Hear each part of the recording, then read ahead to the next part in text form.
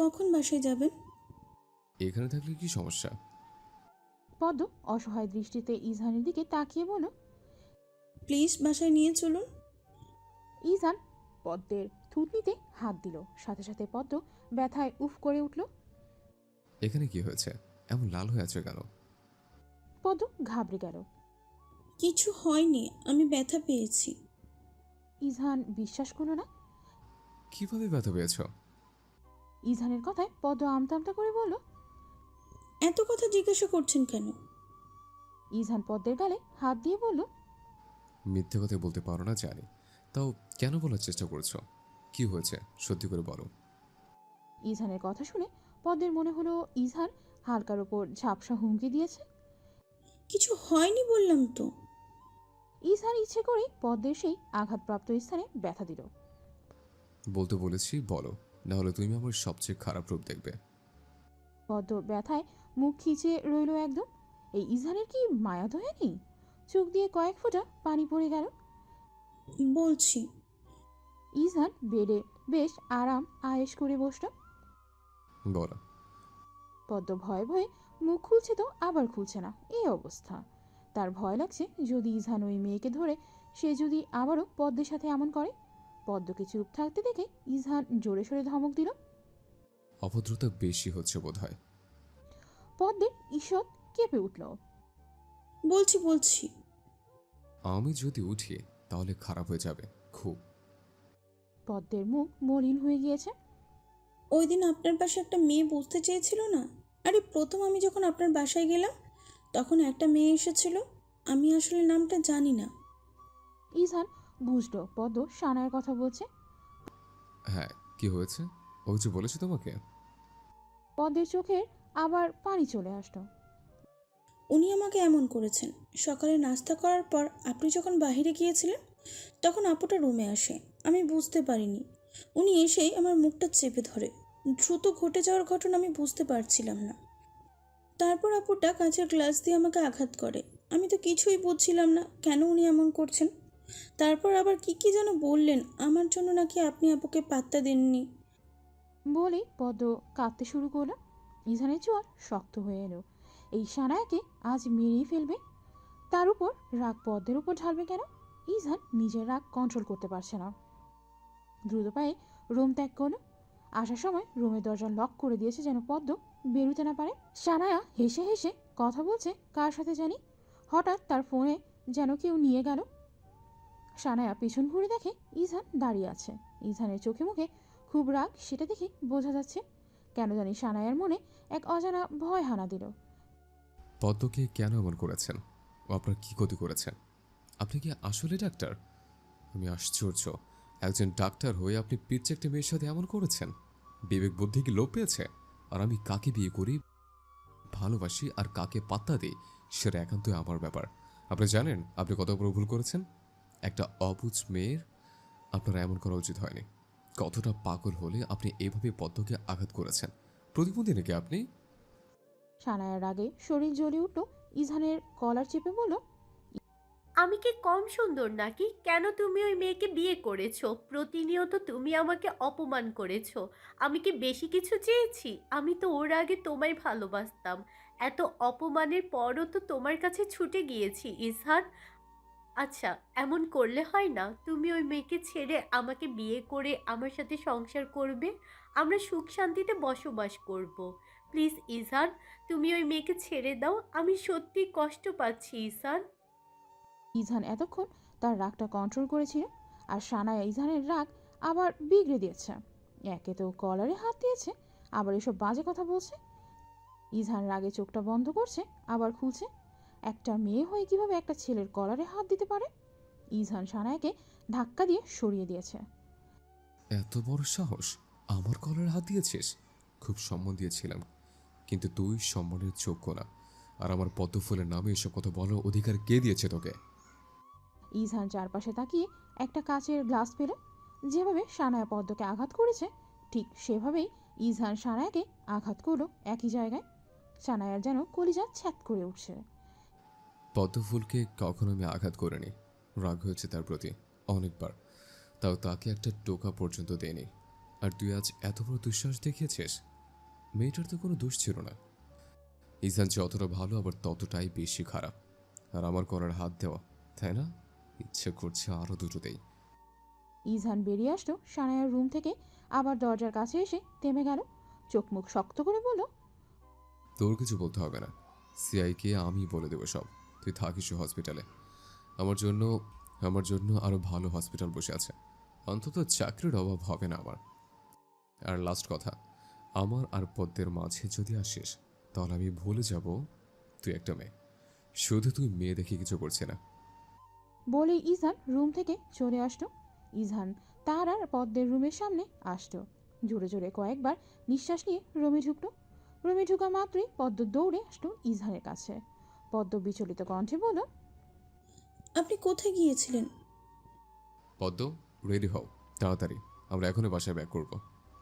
পদ্ম অবাক হলো। সত্যি যাবেন বাসায়? হুম। পদ্ম এত কষ্টের মাঝেও হেসে দিল। ইজহান খেয়াল করেছে এটা। পদ্ম ইজহান আর তার সব জামা কাপড় জিনিসপত্র ট্রলিতে গুছিয়ে রাখছে। সব গোছানো শেষ হয়ে পদ্ম রেডি হয়ে গেল। ইজহানও রেডি। ইজহান কাউকে কিছু না বলে পদ্মকে নিয়ে চলে আসলো। তারা একটা বাসে উঠে পড়লো। রাত 9টা। ইজহান পদ্মকে নিয়ে বাসায় আসলো। আজ আর সে ফ্ল্যাটে যায়নি, তারা একদম সোজা পদ্মের শ্বশুর বাড়িতে আসলো। কলিং বেল বাজতেই মনিরা শেখ দরজা খুললেন। ইজহান আর পদ্মকে দেখে তিনি বেশ খুশি হলেন। আবার পরক্ষণেই তার মুখটা আবার অন্ধকার হয়ে এলো। পদ্মকে তড়িঘড়ি করে বাসার ভিতরে আনলেন। এ কি পদ্ম, তোমার এমন হলো কিভাবে?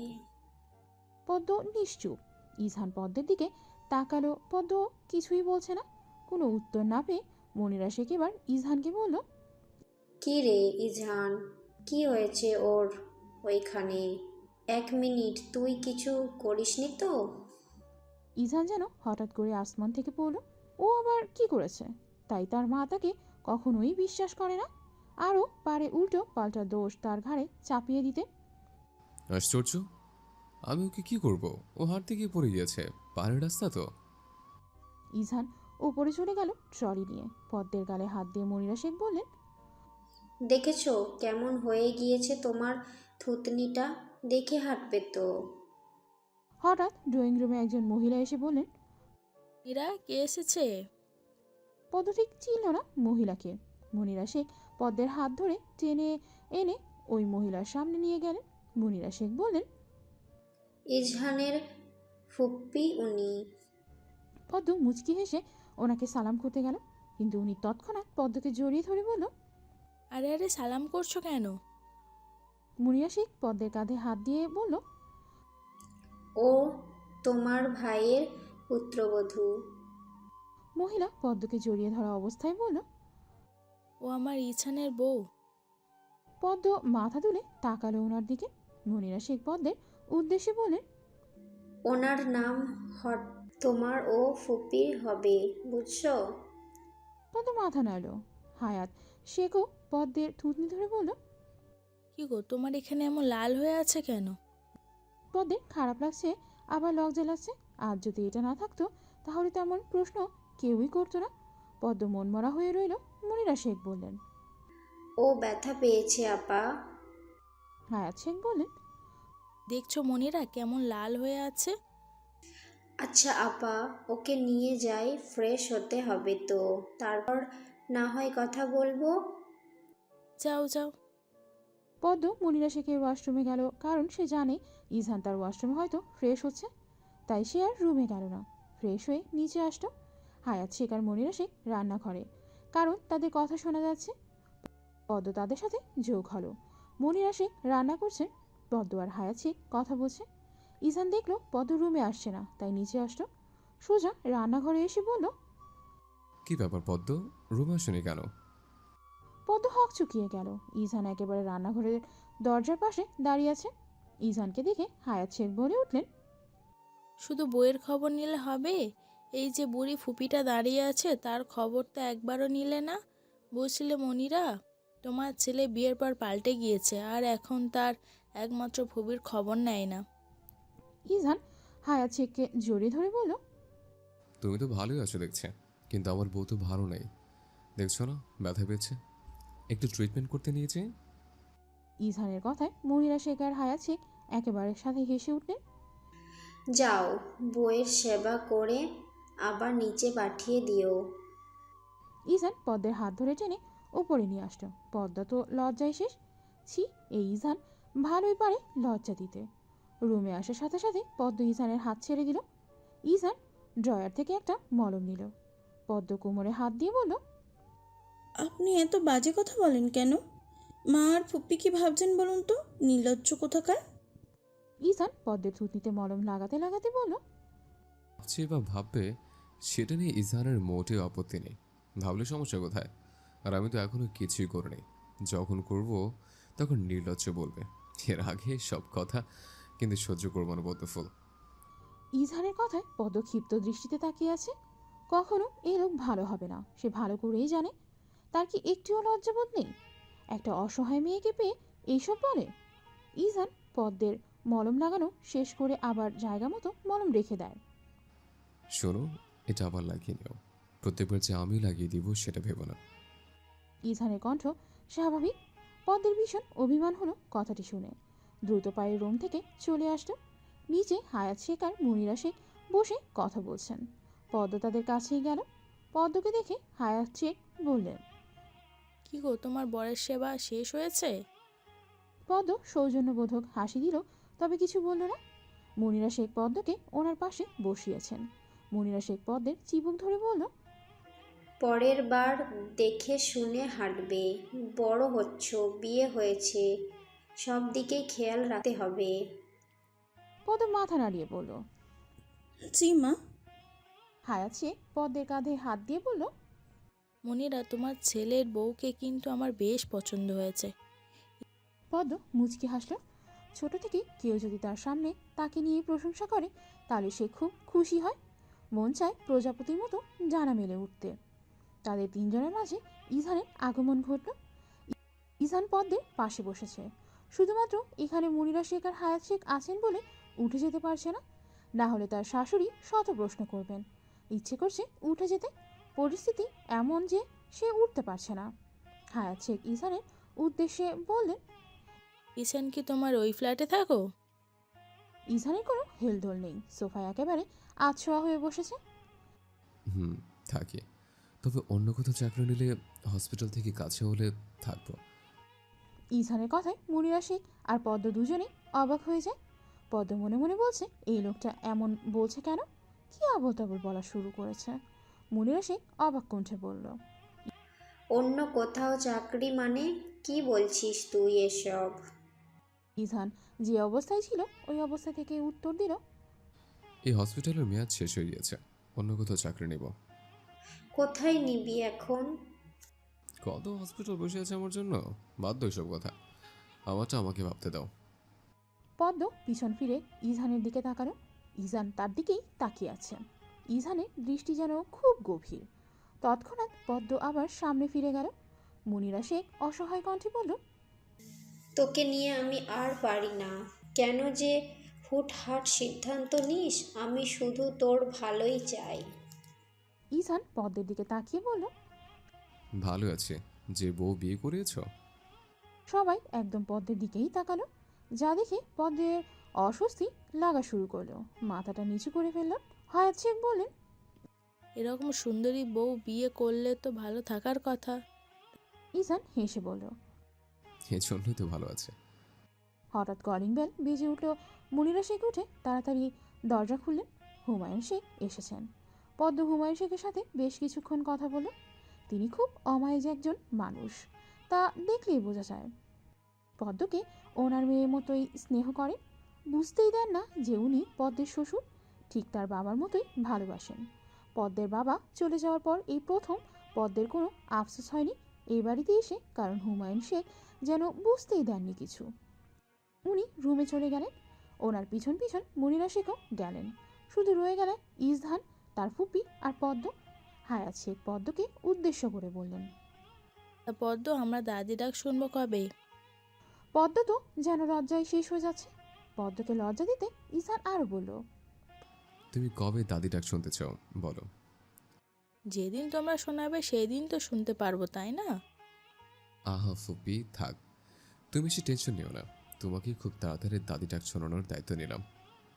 পদ্ম তো রীতিমতো কাঁপাকাঁপি শুরু করে দিয়েছে। তারা কী সব কথা শুরু করেছে, লজ্জা করছে না তাদের? পদ্মের মন চাচ্ছে এখান থেকে উঠে চলে আসতে। হায়াত শেখ হেসে বললেন, বিয়ের আগে তো ইছান সে এমন ছিল না, হঠাৎ কিভাবে বদলে গেল? বইয়ের সঙ্গ পেয়ে বদলে গিয়েছি ফুপি। হায়াত শেখ আরও কিছুক্ষণ বসে ইছানের সাথে কথা বললেন।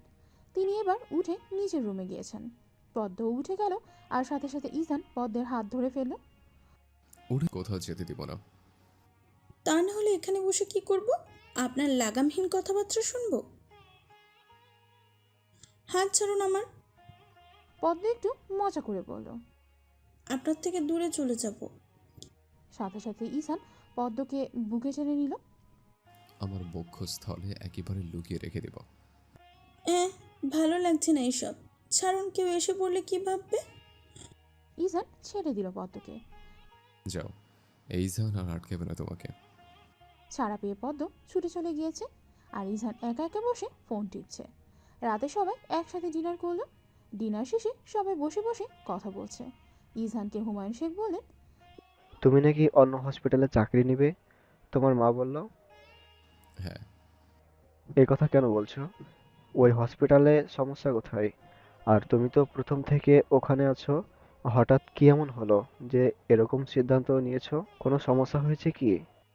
না, আসলে আমি চাচ্ছি না ওখানে থাকতে। অবশ্যই কোনো সমস্যা হয়েছে দেখেই তো আমি থাকতে চাচ্ছি না। কি হয়েছে খুলে বলো। আমার বিষয়ে আমাকে ভাবতে দাও, সব ম্যানেজ করে নেব। এসব ছাড়া আর কি বা বলবে? শোনো ইজহান, তুমি ভুলে যেও না, পদ্ম কিন্তু তোমার জীবনের সাথে এখন জড়িয়ে আছে। সব সময় নিজের কথাকে বেশি গুরুত্ব দিলেই হবে না। মেয়েটা তোমার ভরসায় থাকবে সারা জীবন। তার কথা ভেবে সিদ্ধান্ত নিও। বাবা মাকে তো পাত্তা দাও না। তুমি তো মনে করো আমরা তোমার ভালো চাই না। কখনো আমার কথা পাত্তা দিয়েছো? নিজের যা মনে আছে তাই করো। কেয়ারলেস ছেলে কোথাকার। ইছান খুব কষ্ট করে কথাগুলো হজম করলো। কে বলেছে আমি তোমাদের পাত্তা দিই না? তোমার কথা আমি পদ্মকে বিয়ে করেছি। হ্যাঁ, মানছি আমি তোমার শুধু একটা কথা শুনিনি, তুমি চেয়েছিলে আমি সেনাবাহিনীতে জব করি। এই কথাটাই শুনিনি। কিভাবে তুমি আমাকে সব অপবাদ দিচ্ছ? এমন না তো তোমাদের কোনো কথা আমি কখনো পাত্তাই দিই না। আর পদ্ম, তাকে কি আমি অসুখে রেখেছে? ওই হসপিটাল থেকে আরো ভালো হসপিটালে চাকরি করব। কেন ওই হসপিটালে থাকবো না সেটা নিয়ে আর যেন কেউ মাথা না ঘামায়। এসব কথা শুনতে পারে না আমি। আর কি বলেছ? কেয়ারলেস ছেলে? কোন ভিত্তিতে এটা বলেছ? কি এমন করেছি যে তুমি আমাকে এরকম উপাধি দিয়েছ? আমি বাচ্চা ছেলে না যেসব কথা মেনে নেব। যদি নেক্সট টাইম এসব কথা কেউ আমাকে বলে, আমি কিন্তু শোনার জন্য বসে থাকবো না। ইজান হনহন করে চলে গেল উপরে। পদ্ম ভয়ে চুপসে গিয়েছে। কখনো ইজহানকে এভাবে কথা বলতে দেখেনি সে। তার জন্যই তো এইসব হচ্ছে। মাথা কাজ করছে না। যদি বাসার সবাই জেনে যায় তার জন্যই হচ্ছে, ইজহান এমন করছে, তাহলে তো সবাই তাকে ভুল বুঝবে। অনুশোচনায় পদ্মের চোখ দিয়ে পানি পড়ছে। আবার কেউ দেখে ফেলার আগেই মুছে ফেলছে। হুমায়ুন শেখ রেগে বললেন, এই ছেলে সবসময় এমন করে। ছেলেকে ঠিকমতো শাসন করতে পারোনি মনিরা। তোমার ছেলে তার বাবার সাথে এইভাবে কথা বলেছে, একটিবারও ডাক দাওনি। নিজের মর্জি মতো চলে সে। দুনিয়া এত সোজা না। তোমার আস্কারা পেয়ে ইজহান এত অভদ্র হয়ে গেছে। হুমায়ুন শেখের কথা মুনিরা শেখ কেঁদে ফেললেন। হায়াত শেখ বললেন, এত বড় ছেলেকে কি শাসন করবে? তুই কি মাকে কম জ্বালিয়েছিস নাকি? কেমন বদছিলি আমি কি কিছু জানি না? আর ইছান যে ডাক্তারও ভালো হসপিটালে চাকরি করতে পারবে। তুই কেন মনিরাকে বকাবকি করছিস? অবুঝের মতন ব্যবহার। আর তোর ছেলে তোর মতোই হয়েছে, বাপকা বেটা। কোথায় ক্যাচাল বন্ধ কর। তোর ডাক দেওয়া উচিত হয়নি, ওর ভালো ওর ছাড়া কেউ বুঝবে না। হায়াত শেখের কথা মুনিরা শেখ একেবারে চুপ হয়ে গেলেন। তিনি ধপাধপ পায়ে চলে গেলেন। মুনিরা শেখ পদ্মকে জড়িয়ে ধরে হু হু করে কেঁদে দিল। যেই পদ্ম এতক্ষণ আড়ালে কেঁদেছে, এখন তার শাশুড়ির কান্না দেখে আর নিজেকে ধরে রাখতে পারল না। মুনিরা শেখ পদ্মকে জড়িয়ে ধরে বলল, আমার কপালটা খারাপই ছিল মা। আমার ছেলের সাথে বিয়ে দিয়ে তোমার জীবনটাও খারাপ করে দিলাম। আমাকে তুমি ক্ষমা করে দিও পদ্ম। বেশ কিছুক্ষণ মনিরা শেখ পদ্মকে জড়িয়ে ধরে নানা কথা বলল। হায়াত শেখ দাঁড়িয়ে দাঁড়িয়ে এতক্ষণ বউ আর শাশুড়ির কান্না দেখত। তোমরা দুজন গিয়ে এখন তাদের রাগ ভাঙাও, ওদের বোঝাও, আর কান্নাকাটি করো না, অনেক রাত হয়ে গিয়েছে। পদ্ম পা টিপে টিপে রুমে আসলো। রুম পুরো অন্ধকার করে রেখেছে ইজহান। বাহিরের আবছা আলো বারান্দায় এসে পৌঁছেছে। পদ্ম ভয় পেয়ে দৌড়ে ইজহানের কাছে আসলো। পদ্ম ইজহানকে পিছন দিক থেকে জড়িয়ে ধরল। ইজহান হাত সরিয়ে দিল। আবারও পদ্ম ইজহানকে একইভাবে জড়িয়ে ধরেছে, তাও আগের থেকে আরও শক্ত করে। ইজহানের গম্ভীর কণ্ঠ শোনা গেল, পদ্ম, তোমাকে আমার থেকে ছাড়াতে 1 মিনিটও লাগবে না, সো চোরাচুরি করার আগে ছেড়ে দাও। পদ্ম মোলায়েম কণ্ঠে বলল, উফ, ডাক্তার সাহেব এত রাগ করছেন কেন? ভালোবাসি তো। ইজহান আর ছাড়ানোর চেষ্টা করলো না। এভাবেই কিছু সময় দুজনেই দাঁড়িয়ে থাকলো। পদ্ম ইজহানকে ছেড়ে সামনে দাঁড় করালো। পদ্ম ইজহানের চুলগুলো ঠিক করে দিতে দিতে বলল, সব সময় রাগ করলে হয় না, অনেক সময় কিছু কথা শুনে থাকতে হয়। বড়রা কখনো খারাপের জন্য বলেন না, আর বাবারা তো একদমই না। এভাবে হুটহাট মেজাজ গরম করা উচিত নয়। ইজহান চোখ ছোট ছোট করে পদ্মকে দেখল। কিভাবে পদ্ম ছেলে মানুষের ছেলে একদম একজন প্রাপ্তবয়স্ক ব্যক্তিদের মতো কথা বলছে। ইজহান পদ্মকে টেনে দেয়ালের পাশে দাঁড় করালো। যদিও সে ব্যথা পেয়েছে, তাও টু শব্দ পর্যন্ত করেনি, মুখ খিচে রইল। ইজহান পদ্মের পাশে দেয়ালে হাত রেখে বলল, তারপর? পদ্ম ঘাবড়ে গেল। তারপর আর কি? আর বলবেন না ম্যাডাম, আপনার কথা বলা শেষ?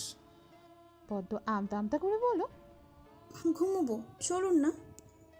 ইজহান পদ্মের কথা শুনল। পদ্মের হাত ধরে রুমে নিয়ে আসলো। পদ্ম এক কোণে গুটিসুটি মেরে শুয়ে আছে। ইজহান তা দেখে পদ্মকে টেনে তার কাছে নিয়ে আসলো। পদ্মের মাথাটা তার বক্ষে মিশিয়ে বলল, পদ্ম, তোমার ডাক্তার সাহেব দিন দিন অভদ্র হয়ে যাচ্ছে। সে আর ভদ্র বড়ের মতো সেজে থাকতে পারছে না। মনে খুব প্রেমের পিপাসা পেয়েছে পদ্মফুল। কেন এমন হচ্ছে বলো তো? পদ্ম ইজহানের কথা শুনছে। কিছুক্ষণ আগে যে ঝামেলাটা হয়েছে তা যেন ইজহানের মনেই নেই। বোঝাই যাচ্ছে না একটু আগে শেখ বাড়ির ওপর যুদ্ধ বয়ে গিয়েছিল। পদ্মের খুব হাসি পাচ্ছে। শুয়ে শুয়ে ইজহানের কথা শুনছে আর হাসছে। রুমটা অন্ধকার, তাই পদ্মের হাসি ইজহান দেখছে না। পদ্ম কথা বলছে না দেখে ইজহান পদ্মকে ছেড়ে দিয়ে বলল, কথা বলছো না কেন? পদ্ম হেসে হেসে বলল, কি বলবো? ওয়েট ওয়েট, তুমি কি হাসছো? পদ্মের চোখগুলো আচমকা বড় হয়ে গেল। সাথে সাথে হাসি বন্ধ হয়ে গেল তার। কোথায়, কখন? না তো, আমি একটুও হাসিনি। তাই হাসুনি? না। তাহলে লাইট অন করে দেখি। আরে তার দরকার নেই। হ্যাঁ, আমি একটু হেসেছিলাম। দেখেছ, ইজহান তোমার হাসি অন্ধকারে অনুভব করতে পারে। পদ্ম এসব কথা না শোনার জন্য বলল, আচ্ছা, আপনি কেন ওই হসপিটালে আর চাকরি করবেন না? আমার জন্য কি? ইজহান গম্ভীর কণ্ঠে বলল, জি, সেজন্যই করবো না। আচ্ছা, আমি বলি কি, আপনি ওই হসপিটালে চাকরিটা করুন। এইভাবে তো হয় না। ইজহান পদ্মকে পুরো কথা শেষ করতে দিল না, তার আগেই চুপ করিয়ে দিল। তোমার কোনো রকম কথা এই বিষয়ে শুনতে চায় না। যখন তুমি আমার জীবনে ছিলে না, আমার সব সিদ্ধান্ত আমি একাই নিয়েছি। যদি আমার সাথে ঝামেলা না করতে চাও, তাহলে আর কথা বলবে না এগুলো নিয়ে। পদ্ম একেবারে চুপসে গেল। এত তেরা সে কখনো দেখেনি। ইজহান অন্যদিকে ফিরে শুয়ে পড়ল। পদ্ম পেছন থেকে জড়িয়ে ধরেছে। ইজহান নিজেও ধরল, আবার কিছু বলল না। সকাল 9টা। ইজহানের ঘুম ভেঙেছে। ঘুম থেকে উঠে পদ্মকে পাশে পেল না। সে ভালো করে জানে পদ্ম এখন থাকবে না। নিশ্চয়ই নিচে মনিরা শেখ আর হায়াত শেখের কাছে গিয়েছে। ইজহান উঠে ফ্রেশ হতে গেল। তারপর চশমা পরে ফিটফাট হয়ে নিচে নেমেছে। পদ্ম মনিরা শেখের সাথে নাস্তা বানাচ্ছে, আর ইজহান তার ফুপ্পির সাথে কথা বলছে বসে বসে। মনিরা শেখ পদ্মকে বলেছে ইজহানের জন্য নাস্তাটা নিয়ে যেতে। পদ্ম তাই করলো। ইজহানের নাস্তাটা টেবিলে রেখে আসতো। খেতে আসুন। ইজহান উঠে নাস্তা করতে গেল। পদ্মর সাথে দাঁড়িয়ে আছে। ইজহান পদ্মের হাত ধরে বলল, তুমি নাস্তা করেছো? পদ্ম মাথা নাড়িয়ে বলল, হ্যাঁ, করছি। ইজহান পরোটা মুখে দিয়ে বলল। আমাকে ছাড়াই খেয়ে নিলে? পদ্ম ইজহানের দিকে অসহায় দৃষ্টিতে তাকিয়ে বলল, মা আর ফুপি জোর করছিল। আচ্ছা, সমস্যা নেই। ইজহান নাস্তা শেষ করে উঠে চলে গেল উপরে। পদ্ম রান্নাঘরে মুনিরা শেখ আর হায়াত শেখের কাছে দাঁড়িয়ে আছে।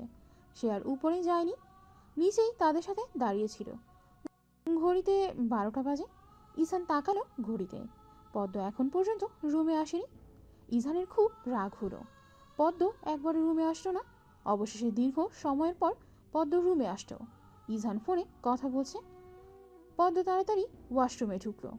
একেবারে গোসল করে বের হলো। ইজান বারান্দায় দাঁড়িয়ে আছে গ্রিল ধরে, যেন দেখে মনে হচ্ছে কত কষ্টে আছে। পদ্ম পেছন থেকে ইজানকে দেখছে। গালের সেই দাঁড়িয়ে চশমা ছাড়া আর কিছুই দেখা যাচ্ছে না। রুমে আয়নার সামনে দাঁড়িয়ে পদ্ম চুলগুলো তোয়ালে থেকে খুলে দিল। ইজান পদ্মের পাশাপাশি এসে দাঁড়িয়েছে। পদ্ম সোজাসুজি ইজানের দিকে না তাকিয়ে আয়নায় দেখছে।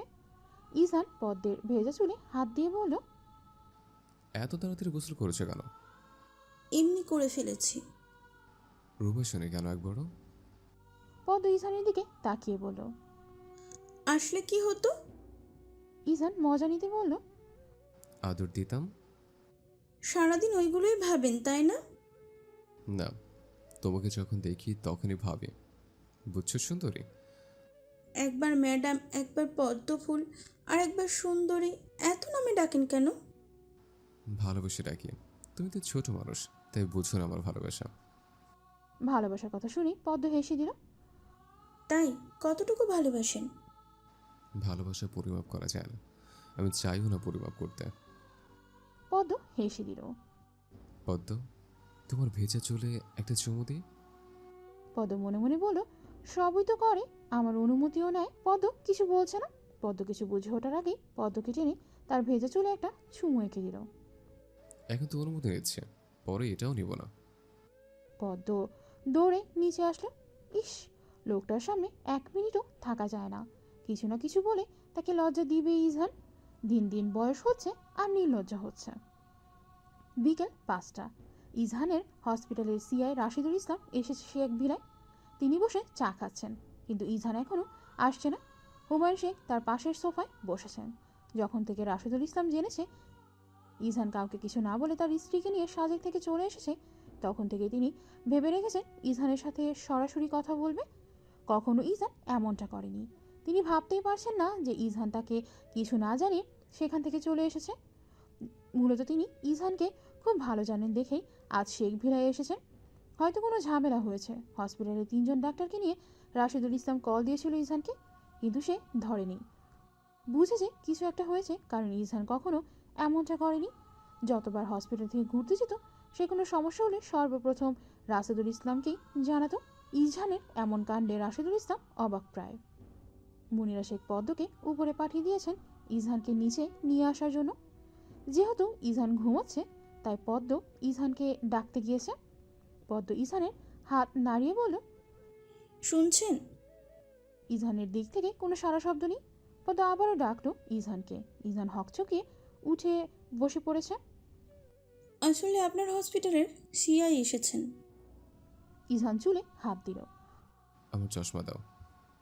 পদ্ম তড়িঘড়ি করে চশমা দিল ইজহানের। ইজহান নিচে যাওয়ার আগে পদ্ম তাকে উদ্দেশ্য করে বলছে, উনি যদি চান আপনি হসপিটালে ফিরে যান তাহলে তাই করবেন, নাহলে আমি কিন্তু গ্রামে চলে যাব। ইজহান চোখ মুখ শক্ত করে বলল। এর উত্তর আমি পরে এসে দিব। ইজহান নিচে এসে বসে আছে। রাশিদুল ইসলাম ইজহানকে এই পর্যন্ত 3বার জিজ্ঞেস করেছে কেন সে কাউকে কিছু না বলে চলে এসেছে। তিনি ইজহানের কাছ থেকে উত্তরের অপেক্ষায় বসেছিল, কিন্তু প্রতিবারই ফলাফল শূন্য এসেছে। ইজহান কিছু বলছে না। ইজহানের কিছু না বলার কারণ হচ্ছে এখানে হুমায়ুন শেখ বসে আছেন। তার বাবার সামনে এই কথা কোনো মতেই বলা যাবে না। রাশিদুল ইসলাম আবারও বলল, দেখো আমি তোমাকে সবার থেকে আলাদা হবি, সব কিছুতে তোমাকে গুরুত্ব দেই বেশি। এই পর্যন্ত তোমাকে কয়েকবার জিজ্ঞাসা করছি, কোনোভাবেই না বলে তুমি চলে এসেছো। এইসব তোমার থেকে আশা করতে পারছি না। ইজহান উঠে দাঁড়ালো। স্যার, আমি আপনার সাথে পার্সোনালভাবে কথা বলতে চাই। আমার রুমে আসলে ভালো হয়। রাশিদুল ইসলাম ইজহানের সাথে তার রুমে গেল। স্যার, আপনার হসপিটালের সিনিয়র ডক্টর শানায় শাহরিনের ব্যবহারে আমি খুবই লজ্জিত। রাশিদুল ইসলাম অবাক হলেন, কারণ ওনার জানা মতে ইজহান আর সানায়ের মধ্যে খুব ভালো একটা সম্পর্ক ছিল। মানে বোঝো না, খুলে বলবো সব। আসলে স্যার, শানায়া ম্যাম আমাকে পছন্দ করত। তার পছন্দের আকার ভিন্ন ছিল। আশা করি বুঝবেন কিসের কথা বলছে। আমার বিয়ে হয়েছে, উনি সেটা জানেন, তারপরও তিনি মেনে নিতে পারছেন না। আমি মিথ্যে বলবো না, আমি ওনাকে অপমান করেছি।